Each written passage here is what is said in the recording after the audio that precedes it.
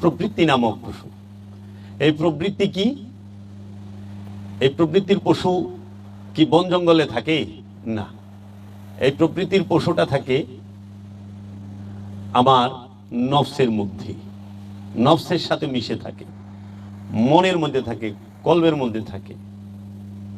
তাহলে প্রবৃত্তি নামক পশুটাকে কিভাবে জব করবেন?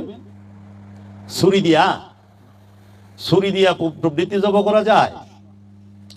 ধারালো অস্ত্র দ্বারা কুরবানি করা যায় কখনো?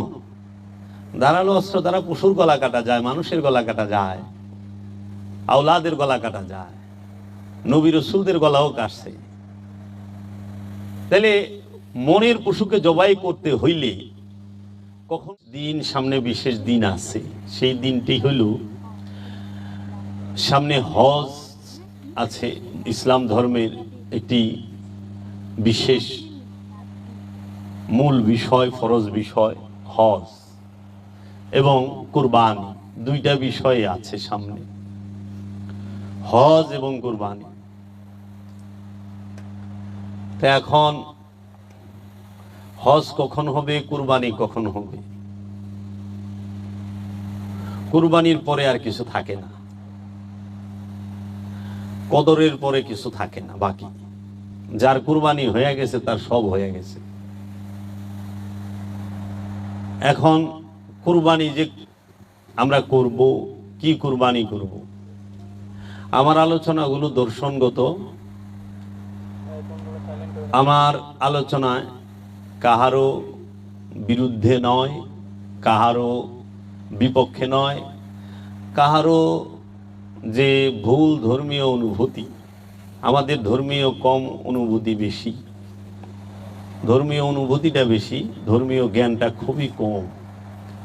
বর্তমান সমাজে অল্প কিছুতেই খুব গরম হয়ে যায় ধর্মীয় বিষয়, খুব গরম। আর ফতোয়া দিতে তো এখন 1 সেকেন্ড দেরি হয় না, কেউ 1 সেকেন্ড দেরি করে না।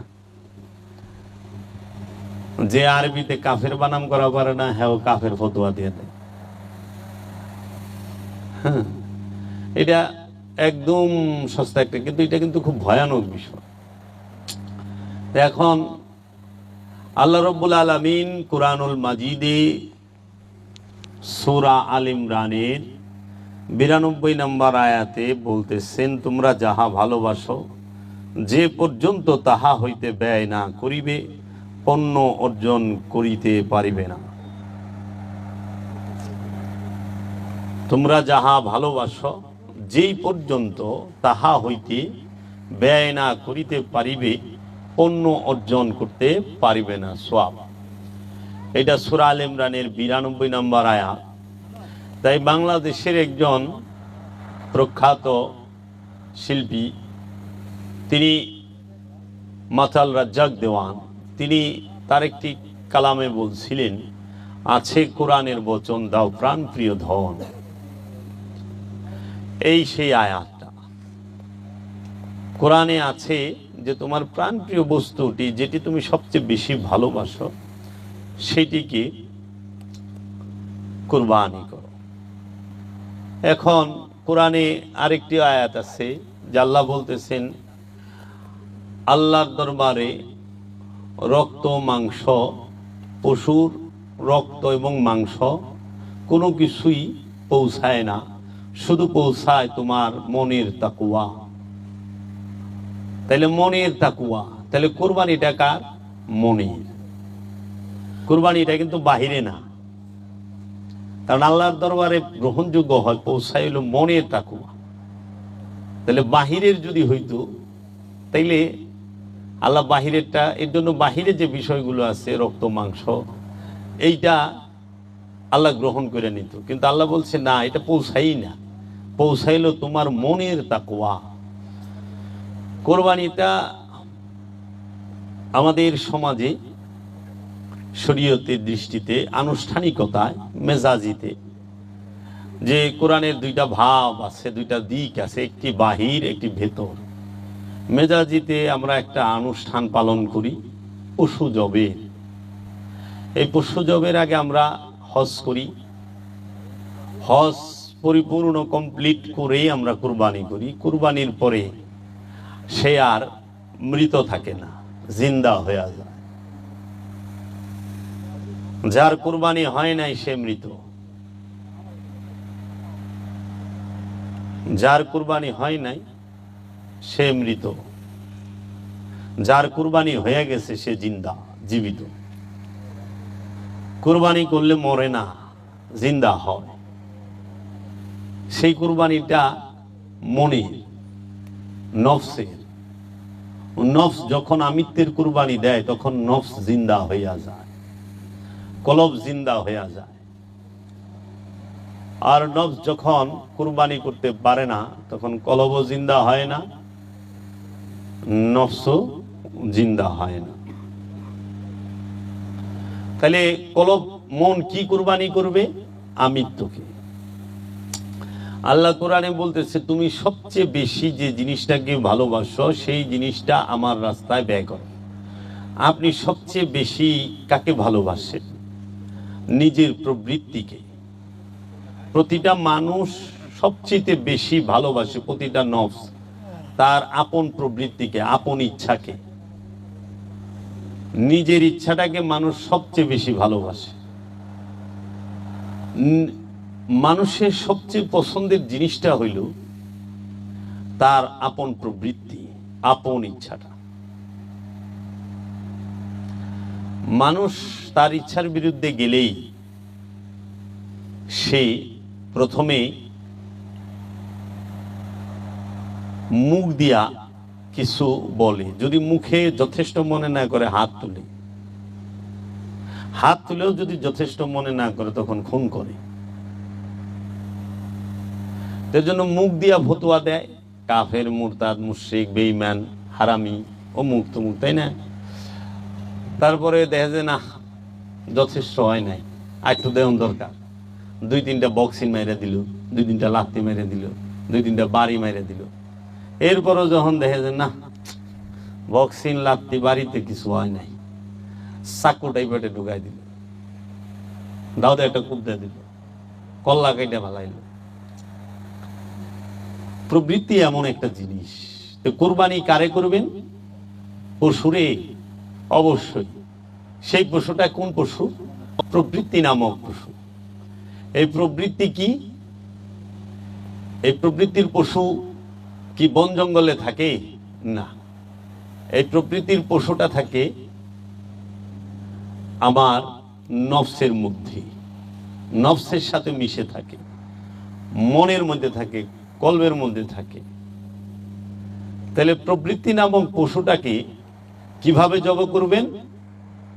ছুরি দিয়া, ছুরি দিয়া প্রবৃত্তি জব করা যায়?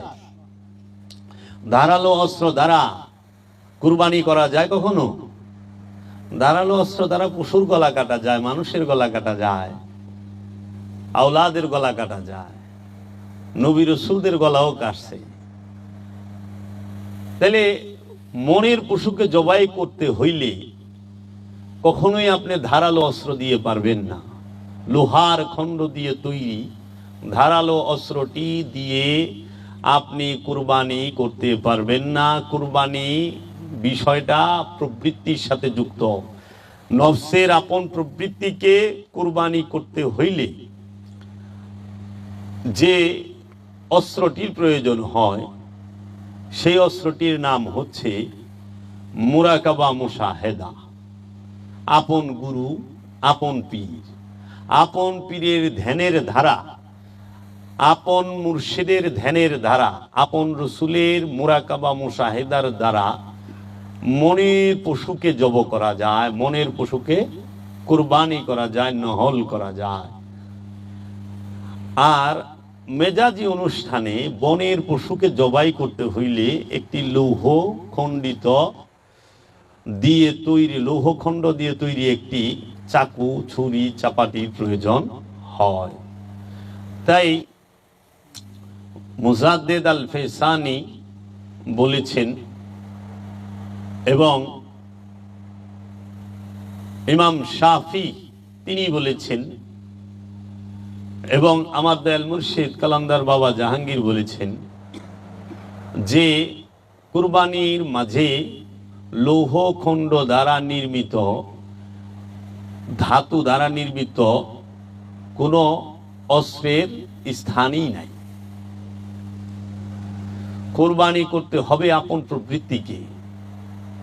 আনুষ্ঠানিক কুরবানি, তার মধ্যে মাংস আছে, চামড়া আছে, হাড্ডি আছে, তার মধ্যে রক্ত আছে, হ্যাঁ, আবার মাংস বিলিও আছে। কিন্তু যে পশুটিকে কুরবানি করতেছে কুরবানিওয়ালা, তার কুরবানির মাঝে কিন্তু মাংস নাই। হাকিকি কুরবানির মাংসও নাই, হাকিকি কুরবানির জীব কি নাই, গোশত নাই, মাংস নাই, তার হাড্ডি নাই, চামড়া নাই। যেরকম কুরবানির চামড়ার টেকা, কুরবানির আবার চামড়া হয় কেমনি? পশুর চামড়ার টেকা বলতে পারেন, কুরবানির চামড়ার টেকা কেমনি হয়? কুরবানির চামড়া হয় কোনো দিন?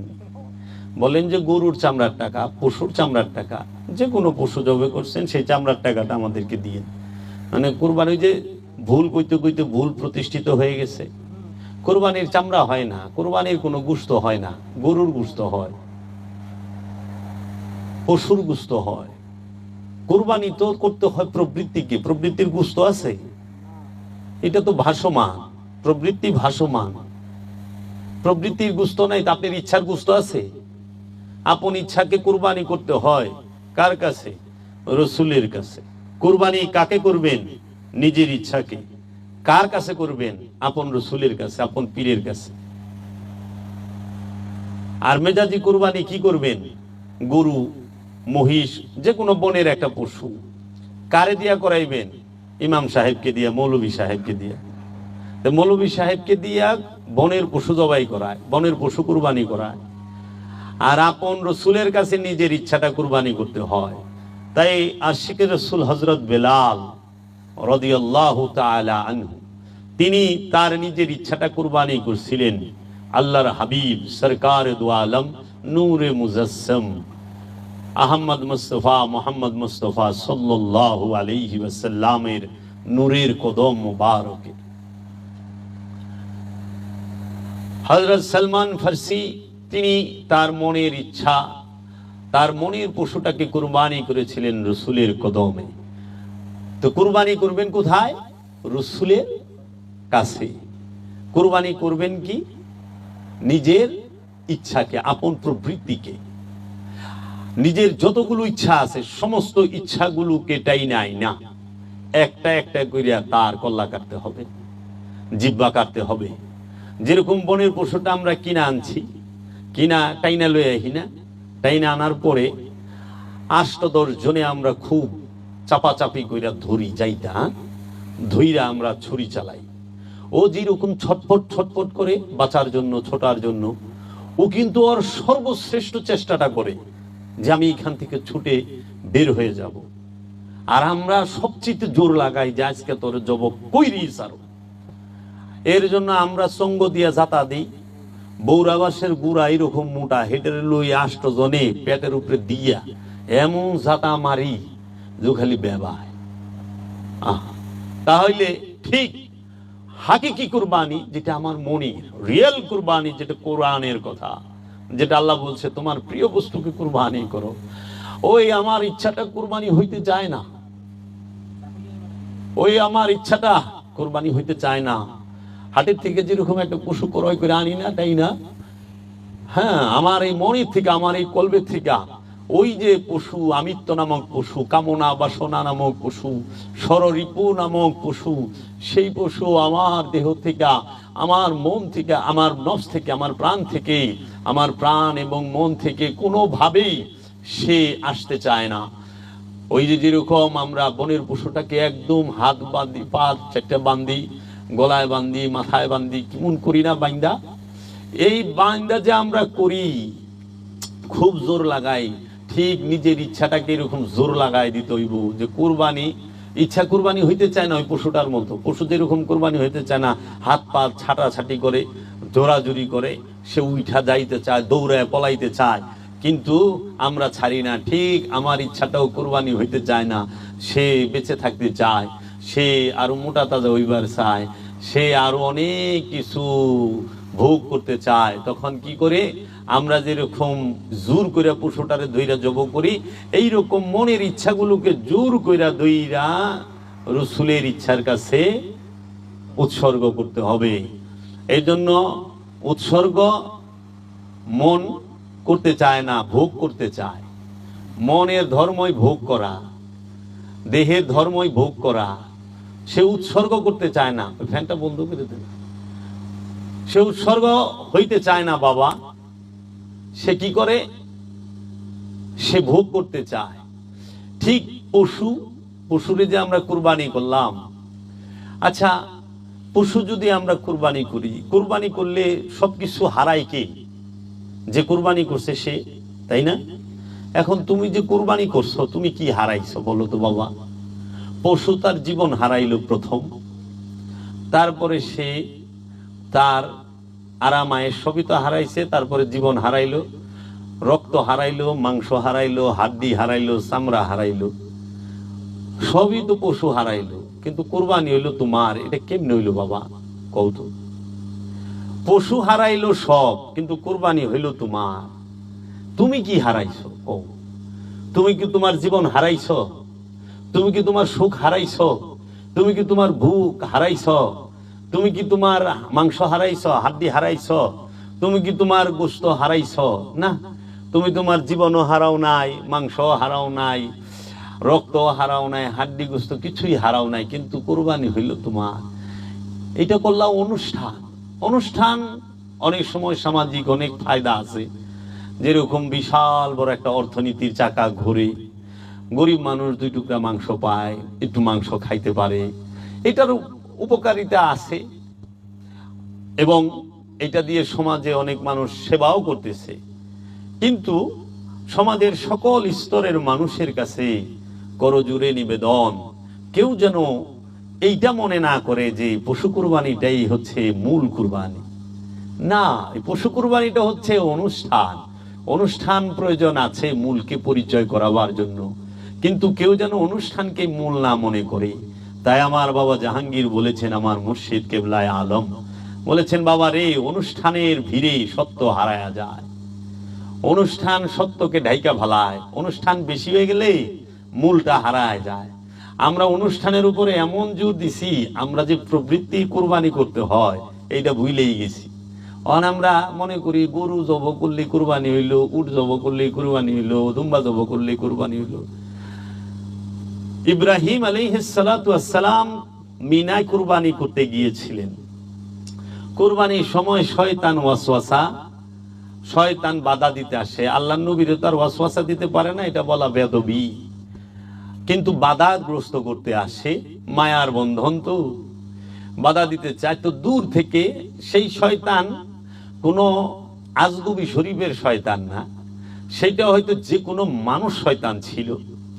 কারণ শয়তান যেখানে দাঁড়ায়া ইব্রাহিম নবীকে কুরবানি দেবার সময় বাধা প্রদান করেছিল, সেই স্থানটাকে জগৎবাসীকে ঘৃণা দেখানোর জন্য, ঘৃণা করার জন্য মক্কার মিনায় এখনো 3টা শয়তান বানায় রাখছে পাথর দিয়া। ওই জায়গাটা শয়তান না, আর ওই খাম্বাটাও শয়তান না।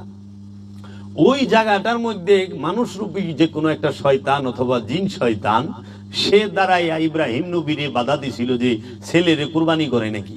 এটা কি মন কথা গো? তো এর জন্য এই সৃষ্টি জগতে যত মানুষ আছে ইমানদার, যারাই মেজাজি হদে যায়, তারা যেন ওই স্থানটাকে ঘৃণা করে। এর জন্য কয়টা পাথর জানি ফেঁকে দেয়া হয়। যে শয়তানকে ইসলাম কি রূপ ঘৃণা দেখাইছে, যে শয়তান যেখানে দাঁড়াইছে ওই জায়গার ওইটা মারণ লাগে। বুঝো, খালি শয়তান রে না, শয়তান যেখানে খারাইছে ওই জায়গার। যে 40 লক্ষ হাজী সাহেব মিনায় যাইয়া এমন ঢিলাঢিলি করে, বড় শয়তান মোটা একটা খাম্বা খাড়ায় রয়েছে, মেজু শয়তান মোটা একটা খাম্বা খাড়ায় রয়েছে, ছোট শয়তান মোটা একটা খাম্বা খাড়ায় রয়েছে, খাড়ায় খাড়ায় ডিলা খাইতেছে। শয়তান কি এত বেকু যে সারা পৃথিবী সবাই রে নাচাইতেছে, হ্যাঁ খাড়ায় খাড়ায় এটা খাইবো? আরে ওই স্থানে শয়তান দাঁড়াই ছিল। এর জন্য শয়তান যে স্থানে দাঁড়ায় সেই স্থানটাকে ঘৃণা করার জন্য এটা একটা মেজাজি রূপ। অনেকে তো ঘৃণা ঠেলায় কি করে জানো? পায়ের জুতা খুলে মারে, তারপরেও যখন হয় না, এক চাচামিয়ারে দেখলাম পাউ ল্যাংরা স্ট্যান্ড লইয়া 8 বার লইছে, আর শয়তানের পাথর হয়ে গেছে। লাস্টে সন্তুষ্ট না হইয়া ওই স্ট্যান্ডে ঢাটা গুলি, মানে আসতে আসতে এখন তো পিছনে দৌড়ে ফেঁকা মারে। ওইটা ওইখানে শয়তান নাই, শয়তান তো মিনায় থাকে না, শয়তান থাকে মানুষের অন্তরে। শয়তান আছে ওই হাজিদের অন্তরে, মেজাজি হাজির অন্তরে শয়তান বইয়া রইছে। শয়তান রে লইয়াই শয়তান রে পাথর মারতে আছে। হাকিকি শয়তান রে লইয়া মেজাজি শয়তান রে পাথর মারে হাজি। আর যে মেজাজি হাকিকি শয়তান তারাই দিয়া পারছে, সে জীবনও মিনায় যাইব না। সে কই যাইব জানো? লাম কামে। হাকিকি শয়তানকে যে তারাই দিতে পারে ঝাঁটায়া ইটায়া, সে চইলা যায় লাম কামে। আর মেজাজি শয়তানকে তাড়ানোর জন্য মেজাজি হাজি যায় মিনায়। এর জন্য জাহের বাতিনের সমন্বয়ে ইসলাম। বাতিনকে অস্বীকার করো না, মূলকে অস্বীকার করো না। প্রতিটা ধর্মের মূল দর্শন আছে, ইসলামের মূল দর্শন আছে, এই আধ্যাত্মবাদের মূল দর্শন আছে, কোরআনের মূল দর্শন আছে।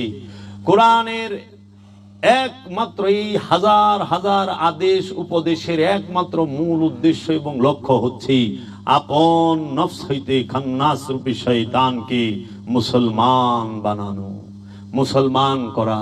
নফস মুসলমান, নফস জন্ম সৃষ্টিগত ভাবে জন্মগত ভাবে সে পবিত্র, কিন্তু খান্নাস রূপী শয়তান সে মুসলমানও না, সে পবিত্রও না। এই খান্নাস রূপী শয়তানকেই মুসলমান করবে নফস। আল্লাহ ইচ্ছা কইরা শুধু জিন এবং ইনসানের নফসের সাথে খান্নাস রূপী শয়তানকে উদ্দেশ্যমূলক ভাবে পরীক্ষা করার জন্য ঢুকিয়ে দিল। আল্লাহ বললেন, মিন শাররিল ওয়াসওয়াসিল খান্নাস আল্লাযী ইউওয়াসউইসু ফি সুদুরিন নাস। তুমি শয়তানের, খান্নাস রূপী শয়তানের কুমন্ত্রণা হতে মুক্তি নাও, যাকে আমি তোমার মাকামে সুদূরে ঢুকায়া দিছি। আল্লাহ শয়তান রে মাকামে সুদূরে, মনের মধ্যে, কলবের মধ্যে রেখে দিছে। এখন শয়তান খেদাই বেরোলে কলবে ডুব দিতে হইব, কলবের মধ্যে যাইতে হইব, কলবের দিকে খেয়াল করতে হইব, না মিনায় যাওয়া লাগবে। মানুষ মিনায় যায় শয়তান রে চাকাইবার, কিন্তু কলবে ডুব দেয় না। হাকিকি কাবায় যেতে হবে আগে। শয়তান তারাইতে হলে অনুষ্ঠানে যেরকম মেজাজি কাবায় যাইতে হয়, মেজাজি কাবায় যায় হজ করতে হয়, হজ করার পরে জমজম পান করতে হয়, জমজম পান করার পরে আরাফায় মিনা, আরাফায় মুজদালিফায় যায় অবস্থান করতে হয়, তারপরে যায় মিনায় শয়তান খেদাইতে হয়, তারপরে যায় কুরবানি করতে হয়। কি সুন্দর জাহের আর বাতেনের মিল। তুমি যদি হাকিকি শয়তানকে কুরবানি করতে চাও, তাহলে তোমাকে যেতে হবে ওলিয়ে কামেল নামক ওই কিবলায়ে কাবার কাছে, ওলিয়ে কামেলের কাছে। হাকিকি কাবার হজ করবে, হাকিকি কাবার তোয়াফ করবে, হাকিকি কাবার কাছ থেকেই তুমি মুসাল্লা গ্রহণ করবে। তাই আল্লাহ কোরআনে বলেছেন, ওয়া ইজ্জাআলনা বাইতা মাসাবাতাল লিন্নাস। আমি মানুষকে, আমি ঘরটিকে মানুষের মিলন কেন্দ্র হিসেবে নির্বাচিত করেছি। আল্লাহ মানব জাতির মিলন কেন্দ্র হিসেবে ওই ঘরটিকে নির্বাচিত করেছে। সেই ঘরটি কি? আল্লাহ রাব্বুল আলামিন বলছে, ওয়াত্তাখিযু মিন মাকামে ইব্রাহিমা মুসাল্লা। তুমি মাকামে ইব্রাহিম থেকে মুসাল্লা, সালাতের স্থান কি গ্রহণ করো।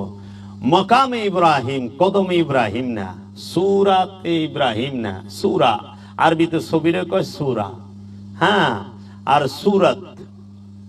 তারপরে বলতেছে মাকাম, মাকাম আর সূরাত এক না। পাথরের মধ্যে ইব্রাহিম নবীর কদমের ছাপ, ওইটা হলো ছবি, কদমের ছবি আছে পাথরের মধ্যে, ওইটা তো মাকামে ইব্রাহিম না, মাকাম না। মাকাম শব্দের অর্থ রাজ্য। তাহলে ইব্রাহিম নবীর মাকাম কি? ইব্রাহিম নবীর মাকাম হচ্ছে ইসমাইল আলাইহিস সালাতু ওয়াস সালাম। ইব্রাহিম নবীর মাকাম হচ্ছে ইসহাক আলাইহিস সালাতু ওয়াস সালাম। ইব্রাহিম নবীর মাকাম হচ্ছে মুহাম্মদ সাল্লাল্লাহু আলাইহি ওয়াসাল্লাম হচ্ছে মৌলা আলী কারামাল্লাহু ওয়াজহু আলাইহিস সালাতু ওয়াস সালাম। ইব্রাহিম নবীর মাকাম হচ্ছে মৌলা হুসাইন, মৌলা হাসান আলাইহিস সালাতু ওয়াস সালাম, সৈয়দাতুন নিসা মা ফাতিমাতুজ জাহরা আলাইহিস সালাতু ওয়াস সালাম। ইব্রাহিম নবীর মাকাম হচ্ছে হযরত ওয়াইস আল করনী আলাইহিস সালাতু ওয়াস সালাম। ইব্রাহিম নবীর মাকাম হচ্ছে হযরত সলমান ফারসি আলাইহিস সালাতু ওয়াস সালাম। ইব্রাহিম নবীর মাকাম হচ্ছে গৌসে পাক আব্দুল কাদের জিলানী আলাইহিস সালাতু ওয়াস সালাম। ইব্রাহিম নবীর মাকাম হচ্ছে সুলতানুল হিন্দ খাজা গরিবি নওয়াজ খাজা মাইনুদ্দিন চিশতি আজমেরি আলাইহিস সালাতু ওয়াস সালাম। ইব্রাহিম নবীর মাকাম হচ্ছে ইমামে শাফি, ইমাম আবু হানিফা রাহমাতুল্লাহি আলাইহি, ইমাম আবু যর গিফারি, তিনি ইব্রাহিম আলাইহিস সালাতু ওয়াস সালামের মাকাম। হযরত ইবনে আব্বাস ইব্রাহিম নবীর মাকাম। এইভাবে পৃথিবীর সকল ওলি আল্লাহগণ কামেল ওলিগণ হচ্ছে মাকামে ইব্রাহিম। কোন পাথর মাকামে ইব্রাহিম নয়, মাকামে ইব্রাহিম হচ্ছে ইব্রাহিম নবীর নূরের বংশ যারা, তারা মহানবীর নূরের বংশ যারা, তারা যারা নূরে মুহাম্মদের মালিক, তারা যাদের মধ্যে নূরে মুহাম্মদ জাগ্রত এবং প্রকাশিত, তাহারাই হচ্ছে মাকামে ইব্রাহিম। ওয়াত্তাখিযু মিন মাকামে ইব্রাহিমা মুসাল্লান, তুমি মাকামে ইব্রাহিম থেকে মুসাল্লা গ্রহণ করো। মুসাল্লা কেন গ্রহণ করবা? সালাতের জন্য। সালাত করতে হবে মাকামে ইব্রাহিম থেকে মুসাল্লা গ্রহণ করে। এর জন্য মাকামে ইব্রাহিম হচ্ছে এই জগতের যত কামেল ওলি আছেন তাহারা, হযরত শাহজালাল বাবাজান, শাহপরান বাবাজান, খান জাহান আলী বাবাজান, বাবা লালন শাহী, বাবা সিরাজ শাহী, বাবা বুল্লে শাহ, বাবা আহমদ রেফাই, বাবা কবির আহমদ, আমার দয়াল সুরেশ্বরী বাবা কেবলা, এবং বাবা শাহজালাল নুরি, আমার মুর্শিদ বাবা বাবাজান দয়াল মুর্শিদ কালান্দার বাবা জাহাঙ্গীর, গৌসুল আজম বাবা ভান্ডারী বাবা, এরা সবাই মাকামে ইব্রাহিম। এই মাকামে ইব্রাহিমের কাছ থেকে মুসল্লান গ্রহণ করে তাহাদের কাছ থেকে সালাত শিখে, সালাতের মাধ্যমে, দাইমি সালাতের মাধ্যমে আপন নফসকে পবিত্র করতে হবে, নফসকে শুদ্ধ করতে হবে। মান আরাফা নফসাহু ফাকাদ আরাফা রব্বাহু, যে নিজেকে চিনতে পেরেছে কোনো সন্দেহ নাই সে রবকে চিনে ফেলেছে। এবং রব্বুল আলামিন বলতেছেন কাদ আফলাহা মান তাযাক্কা, ওই ব্যক্তি সফল যে নিজের নফসকে পবিত্র করতে পেরেছে। তাইলে মাকামে ইব্রাহিম থেকে মুসল্লা গ্রহণ করতে হবে। এখন আমাদের সমাজে আমরা মেজাজিতে মক্কা শরীফে যাই, কাবা ঘরের সাথেই মাকামে ইব্রাহিম আছে। আমি নিজেও হজ করে আইছি, সেখান থেকে মুসল্লা নিয়ে 2 রাকাত নামাজ পড়ি। এখন মুসল্লা তো নিয়ে আইলাম, এই মুসল্লা তাহলে কি পাটি? না। যায় নামাজ? না। মুসল্লা কি? মাকাম কইছে, মুসল্লা কয় নাই। মাকাম কদম কয় নাই, মাকাম। মাকাম শব্দের অর্থ রাজ্য। রাজ্যে 1-2 জন থাকে না। এই রাজ্যে 1-2 জন আছে, বহু আছে। ইব্রাহিমের রাজ্যে প্রবেশ করতে হবে, যাইতে হবে। ইব্রাহিম আলাইহিস সালাতু ওয়াস সালামের, সাইয়্যিদনা ইব্রাহিম আলাইহিস সালাতু ওয়াস সালামের রাজ্য থেকে মুসল্লা গ্রহণ করে তারপরে তোমার সালাত করতে হবে, হজ করতে হবে। হজ করছো, মেজাজি কি বলতাছ? লাব্বাইক আল্লাহুম্মা লাব্বাইক ইন্নাল হামদা ওয়ান নি'মাতা লা শারীকা লা লাব্বাইক আল্লাহুম্মা লাব্বাইক। তাইলে এই যে বলতেছ লাব্বাইক আল্লাহুম্মা লাব্বাইক, ওগো আমার আল্লাহ আমি উপস্থিত, আমি উপস্থিত। তাহলে কাবার তো উচিত ছিল উত্তর দেওয়া, উচিত ছিল না? যদি আমি আল্লাহকে কই আল্লাহ আমি উপস্থিত, আল্লাহ কইব না হ আমি দেখছি, আইসো বহ থাকো, যাও তুমি, আমি তোমার সাথেই থাকো। এটা কিন্তু মেজাজিতে সম্ভব হয় না, কিন্তু হাকিকিতে সম্ভব হয়। হাকিকি কাবার সামনে, হাকিকি কাবাকে যখন হৃদয়ের মধ্যে ধারণ করতে পারবা, যখন ডাকবা লাব্বাইক আল্লাহুম্মা লাব্বাইক, ও আমার আল্লাহ আমি উপস্থিত, আল্লাহ কইব আমিও তোর লগে আছি। তাই তো আল্লাহ বলছেন নাহনু আকরাবু ইলাইহি মিন হাবলিল ওয়ারিদ, আমরা তোমার জীবন রোগের নিকটেই অবস্থান করি। আমার ভাই হয়ে গেল আল্লাহ কয়জনের সাথে থাকে? আল্লাহ বইলা দিছে ইন্নাল্লাহা মাআল মুমিনিন, নিশ্চয়ই আমি আল্লাহ মুমিনদের সাথে থাকি, আমি মুহসিনিনদের সাথে থাকি, আমি মুত্তাকিদের সাথে থাকি, আমি সাবিরিনদের সাথে থাকি। তাহলে হাকিকি কাবা কে? যে সাবিরিন সে। হাকিকি কাবা কে? যে মুত্তাকি সে। হাকিকি কাবা কে? যে মুহসিনিন সে। হাকিকি কাবা কে? যে মুমিন সে। এর জন্য ওই হাকিকি কাবার মধ্যে আল্লাহ জাত রূপে অবস্থান করতেছে। ওই হাকিকি কাবার সামনে যায় যখন আমরা বলুম লাব্বাইক আল্লাহুম্মা লাব্বাইক, সঙ্গে সঙ্গে জবাব দিবে।